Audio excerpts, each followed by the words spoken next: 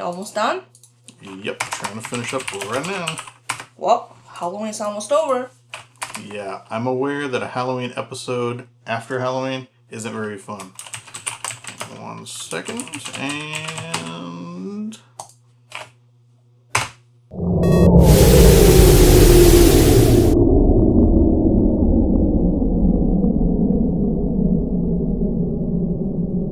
So, is it done? Everything just shut off. Well, looks like we're not going to have our Halloween episode, but I'll send off the laptop to Razor, and I'm sure we'll have it back in time to do the Christmas episode, I guess. What's that sound? I'm sure it's not.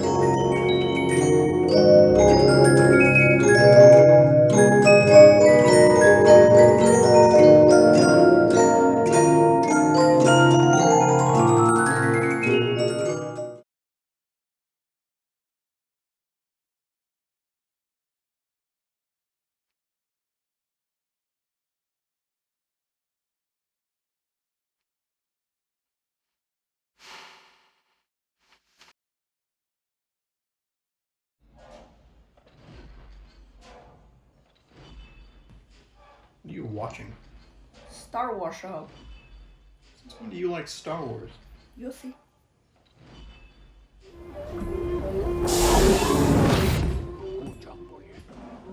This is the way. So, what's the way?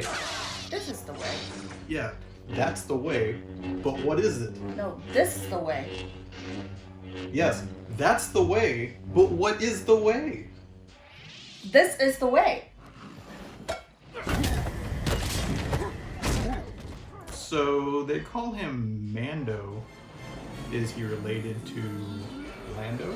You know, Mando Calrissian?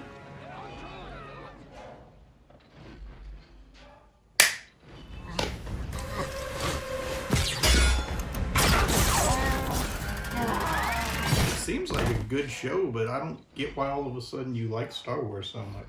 You will see. It's coming.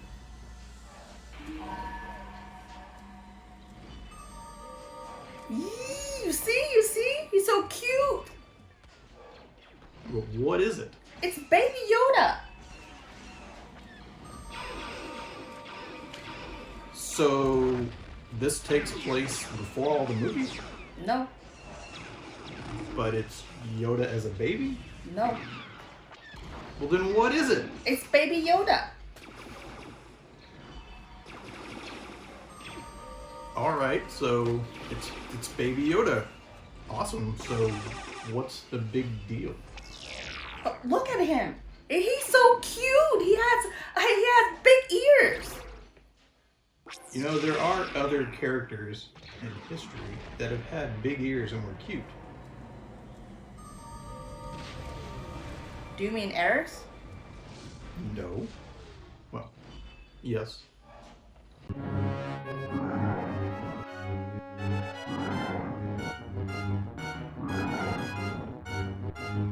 But there are other characters from movies from a long time ago that have been cute and have big ears. Like Gizmo from Gremlins. Are you gonna ruin this for me? Most likely.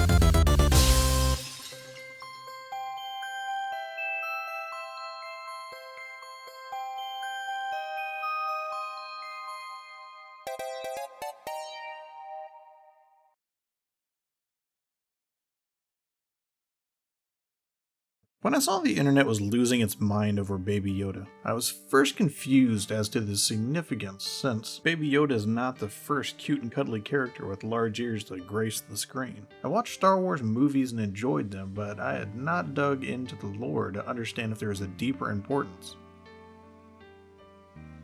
I'm no Star Wars superfan, though I would pay $100 to meet Emperor Palpatine at a Comic-Con.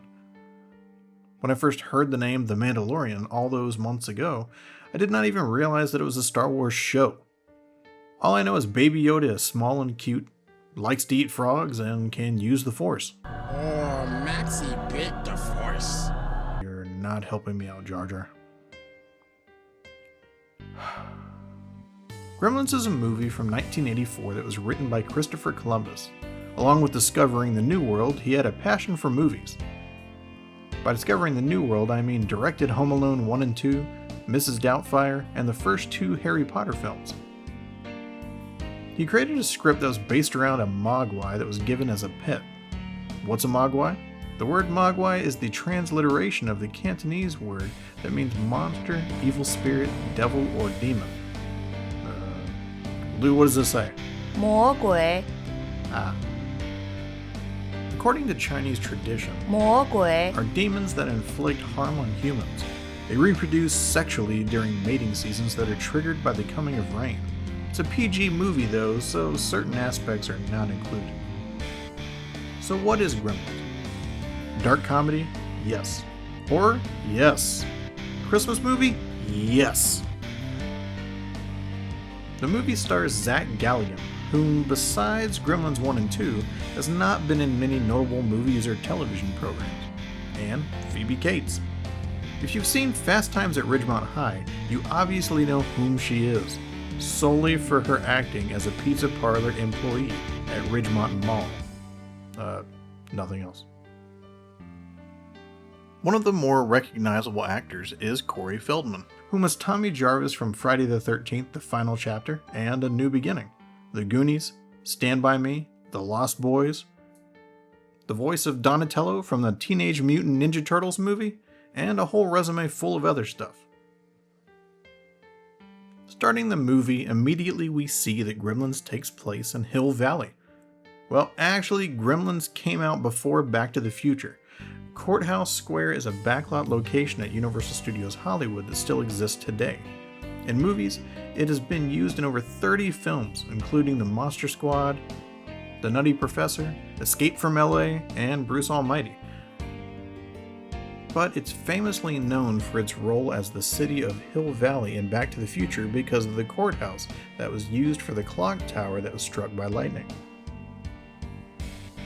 Gremlins is a relatively straightforward movie. Inventor Dad tries to buy a 魔鬼 from Mr. Wing in a Chinatown antique store.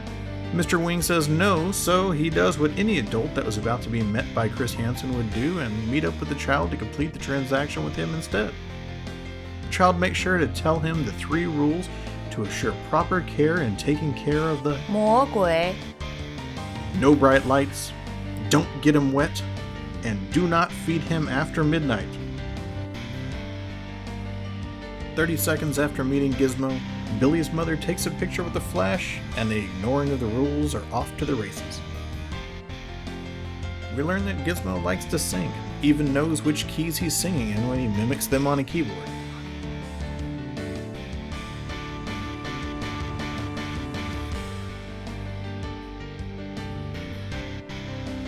Before long, the second rule is broken when Tommy Jarvis spills water on Gizmo, triggering the non-sexual reproduction of more creatures.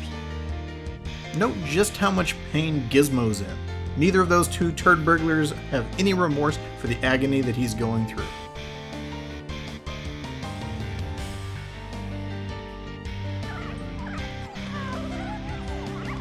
The next day, Billy brings one of them to school for one of his teachers to run some tests on. And what's the first thing that he does? He purposely gets him wet, even after the pain and agony that it put Gizmo in. Wow, what a butthole. That night, Billy gives Gizmo's hellspawn a plate of cold chicken under the belief that it was before midnight, and so their metamorphosis into gremlins via their Ridley Scott alien egg-esque cocoons begins. Something that the movie never really talks about is why they can't be fed after midnight. It just says, you can't feed them after midnight. Okay, what time zone is that? Is daylight savings time taken into consideration? None of that ever gets explained, but back then in the 80s, we weren't supposed to ask questions, we were supposed to shut up and watch the movie. So let's continue. Billy leaves the house to go flirt with Phoebe Cates for a while he leaves his mother to channel her inner Rambo as she starts to lay waste to the Gremlins, one by one, blending, stabbing, and exploding them in the microwave. This is a very important scene that impacted pop culture history as it partially led to the creation of a new MPAA rating. The Motion Picture Association of America was created in 1968 to help parents decide what films are appropriate for children. From 1968 to 1970, there were 4 ratings: G for general audiences, M for mature, which stated that parental discretion was advised, R for restricted, where persons under 16 were not admitted unless accompanied by an adult or guardian, and X, where persons under 16 were not admitted. In 1970, M was changed to GP, where parental guidance was suggested. It was then changed to PG in 1972, and the 4 ratings were used until 1984. Gremlins, along with Indiana Jones and the Temple of Doom, received PG ratings, which caused an issue as the films could not be recommended for all audiences, yet could not be deemed too mature to receive an R rating. This was because the PG classification no longer matched what was considered childhood appropriate that most parents in America were in agreement on. Steven Spielberg, who directed Temple of Doom and was the executive producer for Gremlins, suggested a rating between PG and R, which spawned the PG-13 rating that is still in use today. While on the subject of ratings, here's a question. What do you think of when someone says an X-rated movie? Likely, pornography would be the common answer. However, A Clockwork Orange originally received an X rating, which Stanley Kubrick later edited so that the movie would obtain an R rating. The X rating in itself was not supposed to be synonymous with pornography, but as pornographic films applied non-trademarked X ratings, films could not escape the link. Because of this, in 1990 the MPAA introduced the NC-17 rating, which held the same meaning as the original X rating. They had more mainstream distribution opportunities, but many theaters would not screen them. The most notable big-budget NC-17 movie was Showgirls, which turned out to be a financial failure as no matter how excited Jesse Spano was, consumers were less excited and more scared of viewing it. Kyle MacLachlan was also in it, which makes me wonder if when he was pitched the movie, he thought it was a spin-off of Twin Peaks because of the subject matter. Getting back on track with Gremlins, Billy chases down Stripe, but Stripe decides to take a dip in the pool, multiplying the Gremlins exponentially.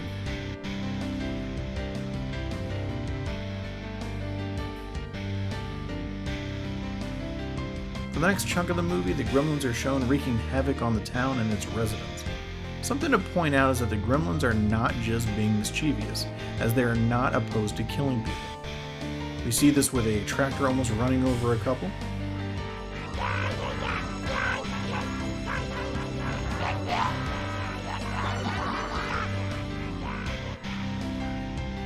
Christmas carolers. I hate Christmas carolers. That's fine, because they do not care much for you either, Miss Beagle. Let's see that in an instant replay.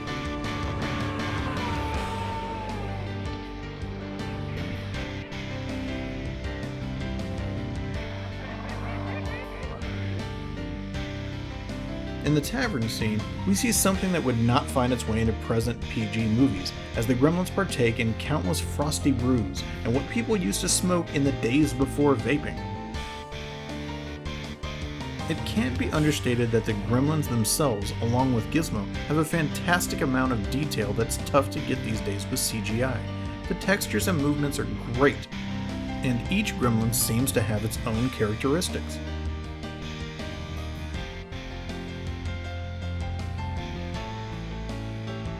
Nearing the climax of the movie, all of the Gremlins except Stripe are blown up, Michael Bay style, as they enjoyed Snow White and the Seven Dwarfs. Stripe, rather unhappy with how the tables have turned, attacks Billy with a crossbow, gun, and chainsaw, showing once again that they're okay with killing people. Gizmo shows up with his shiny new pink remote-controlled car and saves the day before Stripe can multiply again.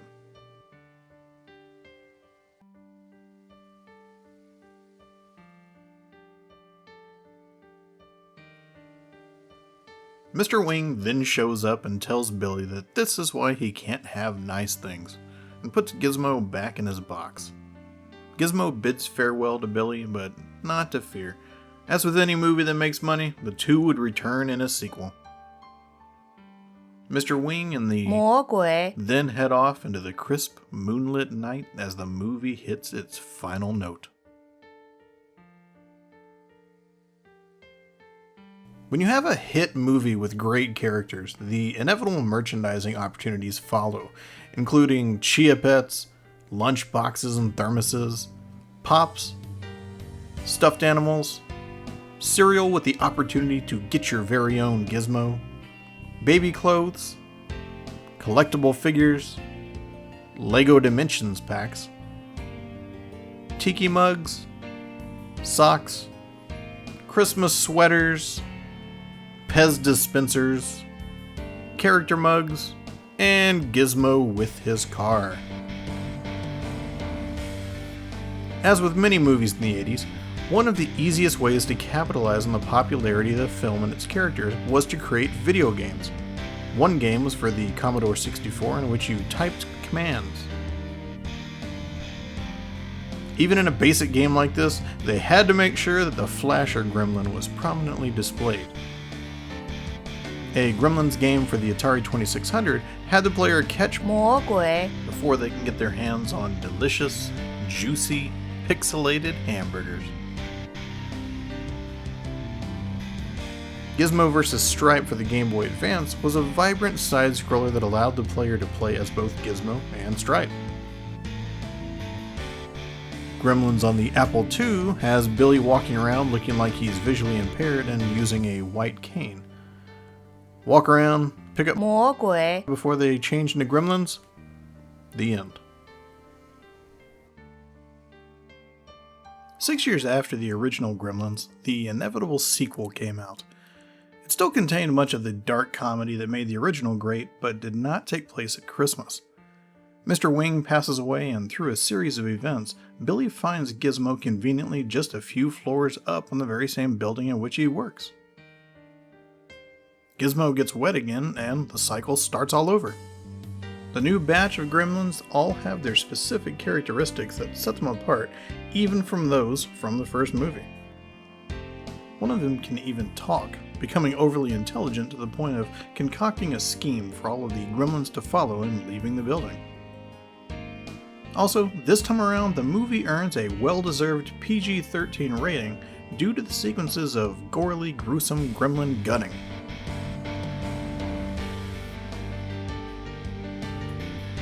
The movie is also very self-aware, in that it contains scenes where movie critic Leonard Maltin was reviewing the original Gremlins movie, and a part where the movie itself stops due to gremlin interference, and Hulk Hogan being summoned to talk some of his patented Hulkamania smack to those gremlin brothers, telling them they better say their prayers, take their vitamins, and stop messing with the movie, just before breaking the fourth wall and speaking to the viewer.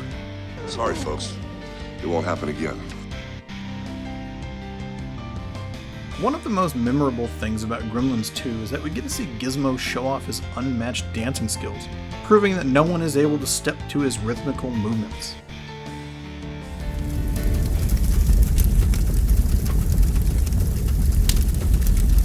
So we're doing this again?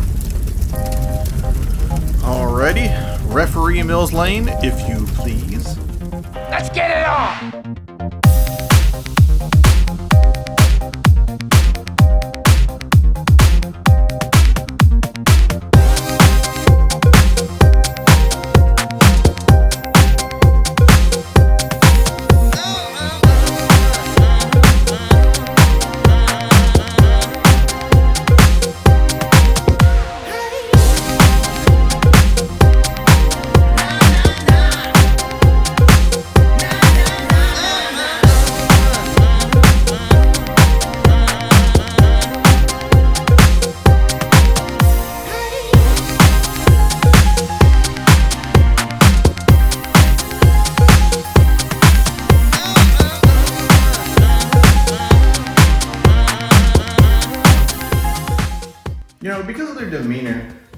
Yoda and Gizmo would probably be friends if they ever met anyway, so this whole thing is a pointless argument.